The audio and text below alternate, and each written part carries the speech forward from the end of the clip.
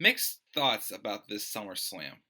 What's going on, guys? This is the Club of the Man 1993 coming at you, and we are on the 19th edition now of my SummerSlam Retro Review Series, as we're now on SummerSlam 2006. Now, this SummerSlam, again, as I said at the beginning of this video, very mixed reactions. Like, I'm really not sure what grade I want to give this SummerSlam. Well, I'm between, two, because there were a few matches on this show that I really did enjoy. However, the ones that I didn't enjoy that weren't good or whatnot, didn't really hit even the peak of average. I felt like it hit like boring and whatnot. So I'm not quite sure what grade to give this show still. And I didn't want to keep holding off this review. So you know what? I'm just going to get right into it. I'll talk about it and I'll go whichever one I feel is right. So let's go with the gut feeling. This SummerSlam took place on August 20th, 2006 at the TD Garden in Boston, Massachusetts. The opening match was a match between Rey Mysterio and Chavo Guerrero. Now, this was the year 2006, of course, where Eddie Guerrero passed away at the end of 2005, and I believe the rumors have that Eddie Guerrero was supposed to get like that main event, the Royal Rumble win and that big world title run. Going into WrestleMania 22. That was supposed to be him, but when he passed away, they seemingly put it in Rey Mysterio's place instead. This whole storyline of Rey doing it for Eddie. Now, although the fact that is, Rey wasn't really booked the greatest as World Heavyweight Champion, he did drop the title to Batista a month earlier at the Great American Bash, and that's when Mysterio started to feud with Chavo Guerrero, Eddie's nephew, over jealousy and whatnot, as, Chavo's saying that Rey's not a true Guerrero, even though he tries to represent himself as one, he isn't them being Eddie's friend. Of course, Vicky Guerrero, Eddie Guerrero's wife, was not a full-on heel yet. I think she eventually did turn heel in this process, which led to her becoming, the heel GM and the heel corporate figure that she eventually became. But Vicky was still kind of like trying to bring peace between both people, like she was last year with Eddie Guerrero and Rey Mysterio in the ladder match for the custody of Dominic. This match wasn't too bad. I mean, Chavo Guerrero, not really the most impressed. I'm not was impressed with Chavo Guerrero. I guess he was still was good for what he was, but he wasn't anything that big in my eyes, honestly. Some back and forth action there, and of course the controversial part though was, again, Vicky was out trying to get them both to stop fighting, but then Vicky slipped or somewhat, bumped the rope, and that's what knocked Rey down. It looked like Rey was getting ready to beat Chavo. And then that's when Chavo got the frog splash and whatnot to get the victory on Rey Mysterio. For the most part, I thought it was decent and solid of an opener. Again, as I said before, not really the biggest, wasn't really that impressed with Chavo Guerrero and the stuff I've seen out of him. I liked Eddie, but Chavo, he's okay, nothing really too spectacular. So Chavo wins. I forgot where the feud went from there. I know eventually, I believe it was at the 2007. Was it 2007? Yeah, no, sorry, 2008. I'm sorry. He would go. I know Mysterio would feud with Edge for the world titles, and that's when he was with Vicky. So I think we got about a year. Yeah, got about a year left till we get to Vicky as Edge's wife and pretty much his backbone pretty much throughout his match. Since I know Lita eventually does retire later on this year, or sometime in 2007. This is around the time when she left, but anyways, yeah, so Chavo Guerrero wins the opening match thanks to some outside interference by Vicky Guerrero. She didn't really mean to do it, but I do think eventually Vicky did turn on Rey, if I'm not mistaken. So it's not a bad opener. We had a backstage segment with All Hail King Booker and Queen Sharmell backstage to talk about what we're going to be doing tonight.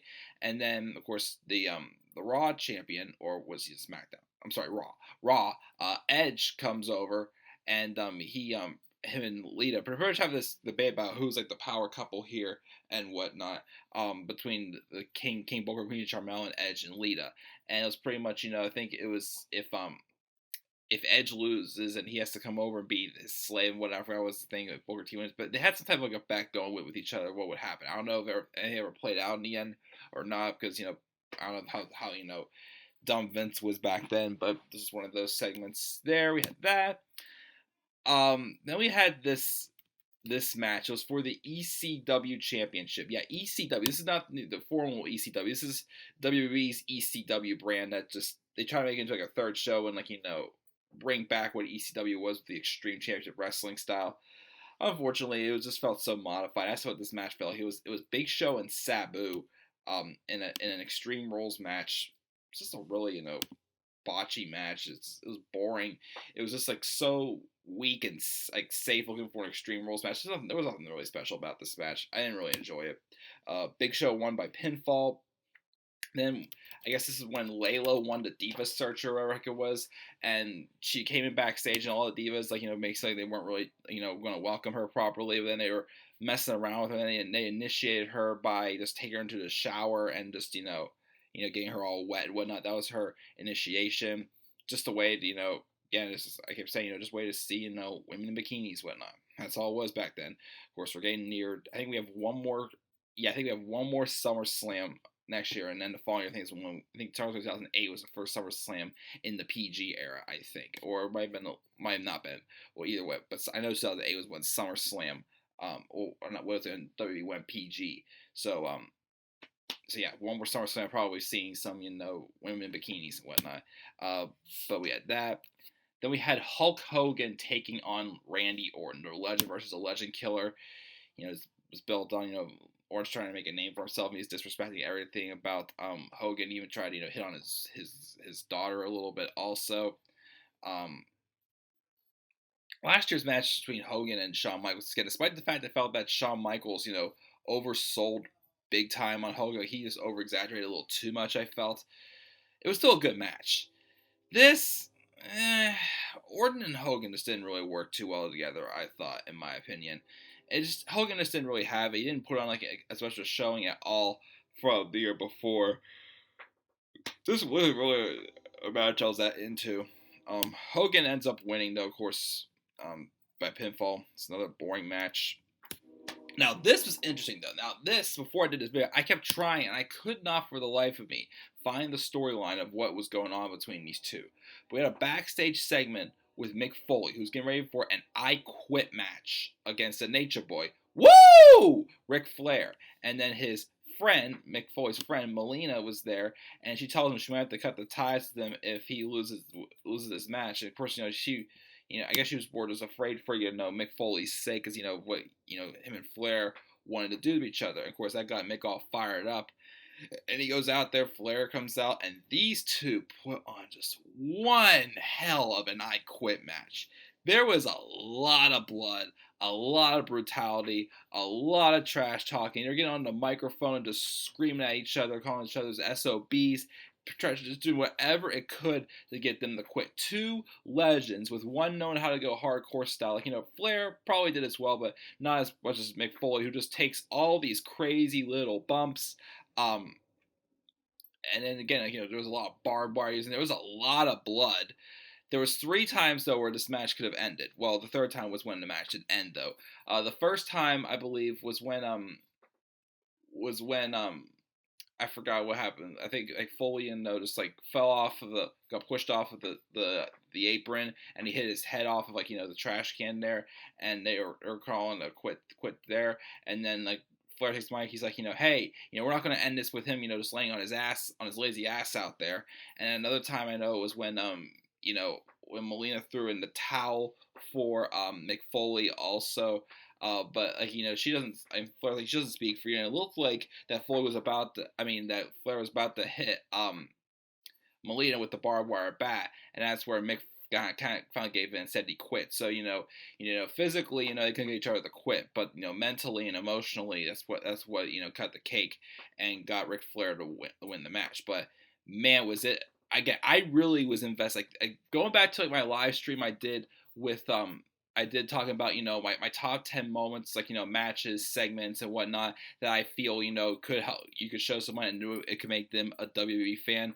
I feel like this is a match that could have been added on this list, because again, I was just so invested with again, maybe we gotta know how the style Mick Foley is, what made him so eager just to try to rip up Ric Flair's skin, just make a name for himself. I mean, it could have been just two legends trying to outdo the other and get the other one to say I quit, something you wouldn't get out of a legend, pretty much, or someone who is not easy to get to say those words or to submit to anything.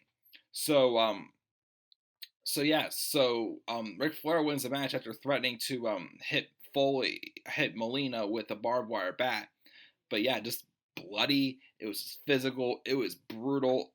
Probably my match of the night, match of the show. I'd say this match definitely a lot of fun to watch. I do recommend going back and watch it. Yes, again, it gets a little gory and bloody, but it's worth it. I feel so. Go ahead and check out that match.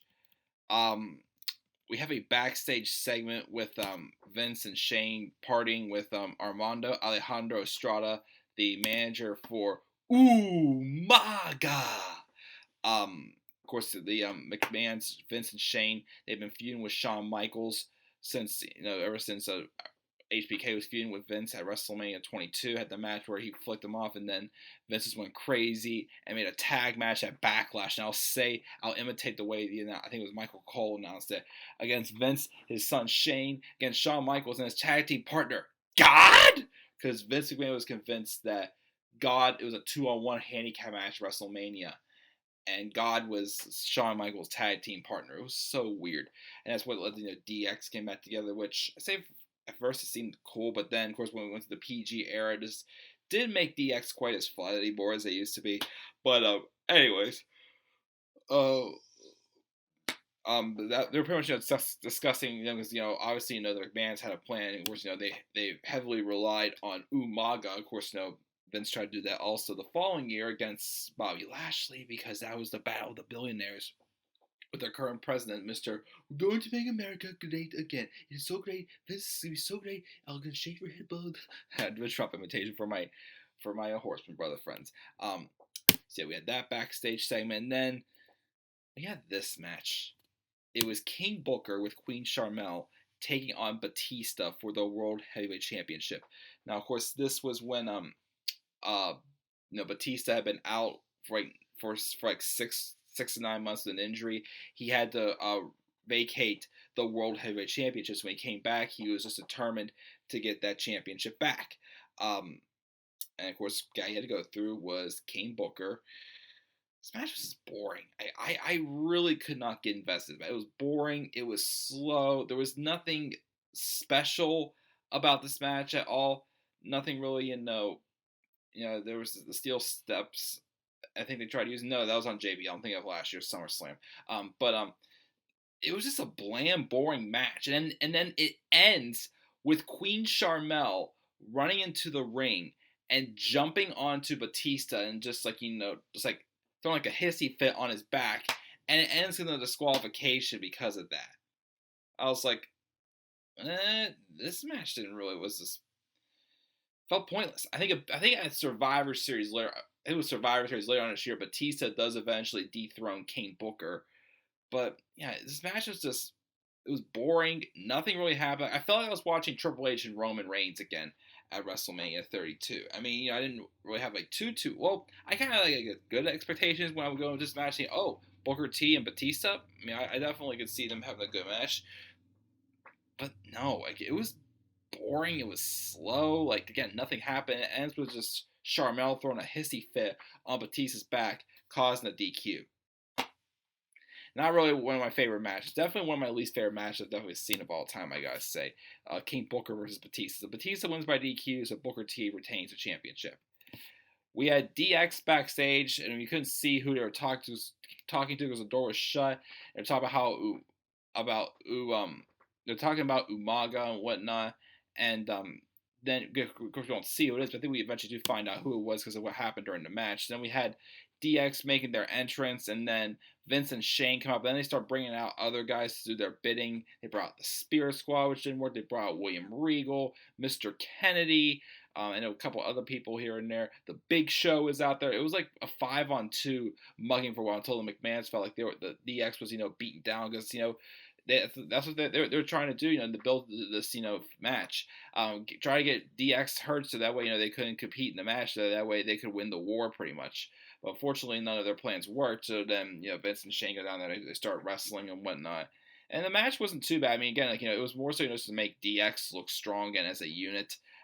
With Triple H and Shawn Michaels, of course, because they feuded for a couple years in the early 2000s when Shawn Michaels first returned from his in-ring injury and his back injury, And then they had this match again. It was a fun match, with all the obstacles around them. And then of course Umaga came out, and then Kane came out. So and him and Umaga brawled. So pretty much looked like that.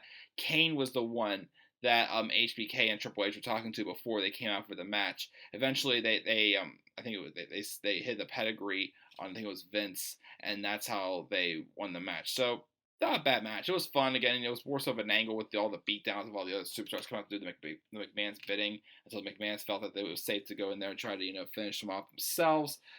So we got pretty much that in there for that match, and then finally we got our main event. It was the WWE Championship match. It was Edge the champion with Lita taking on John Cena, with the stipulation of if Edge gets disqualified, because him and Lita have been trying to pull off the heel tactics with their cheating. If Edge would have gotten disqualified, John Cena would have won the championship. The wrestling action was good, but of course the psychology saw it very well. Because obviously Edge, we're trying to have some type of plan to outsmart the referee. That way, they can still defeat Cena, but not clean, of course, in some cheap ways. There's times where Lita would bring something to the ring like the championship belt, and Edge would run her off like, no, you can't do that, because something like this will happen and whatnot. So she just got involved as much as she could in the match. I believe towards the end of the match, she I can't remember if it was this or another. I think it was this match where I think Lita got into the ring, and I think Cena was about to hit her with an AA or something like that. But then she distracted the referee, because shortly before that, when the referee wasn't looking, Lita slid the brass knuckles on Edge. And then when Lita had the referee distracted, Edge punched Cena in the back of the head with the brass knuckles to give him the victory. Edge retains the championship, which I thought worked out good. Again, John Cena, again, was still the big face of the company, but Edge is a big uprising star as well. Again, this is his first year in the main event scene, so I think he was definitely on fire in this role as the ultimate opportunist, and just he was good as both a babyface and a heel, but that heel run, his long heel run he had over the next several years, is what made him into the big star that he became today, the rated R superstar, of course. And yeah, so he retains the championship with the brass knuckles, but again, the psychology was pretty good here, and I thought the action was good as well. Cena and Edge all seemed to have pretty good chemistry together whenever they wrestled. So yeah, that was an enjoyable match, and that's how I pretty much went off the air for this show. I mean, again, it was a good show. It was a decent to solid, I gotta say. I mean, again, it could have been better because we had the three matches, such as the ECW Championship. I didn't really like that match. I didn't really like the match with Hogan and Orton, and of course the match with Booker T and Batista was just, that was boring. Now, what was that? Those three matches kind of brought down my excitement level for the show, because I was close to giving the show a B or a B minus. But then the grade I want to give it, I still want to stick with it, is a C plus, a really strong C plus. I enjoyed the match with Edge and Cena. I also like the match with what's his face? I completely lost. Oh yeah, Ric Flair and Mick Foley, easily match of the night, match of the show in my opinion. And even then, we'll remember with Chavo Guerrero and Rey Mysterio was too bad. But everything else was just there. So I'll give this show a C+. What grade would you give SummerSlam 2006? Leave us down in the comment section below. And be sure to always click my like and subscribe for more content on this channel. And follow me on Twitter at TheManAirboy93. We have just about 10 episodes left of this, but we do episode 20 next. Will be SummerSlam 2007. So until then, guys, I will see you all there. And until then, have a great day. Peace out, everybody.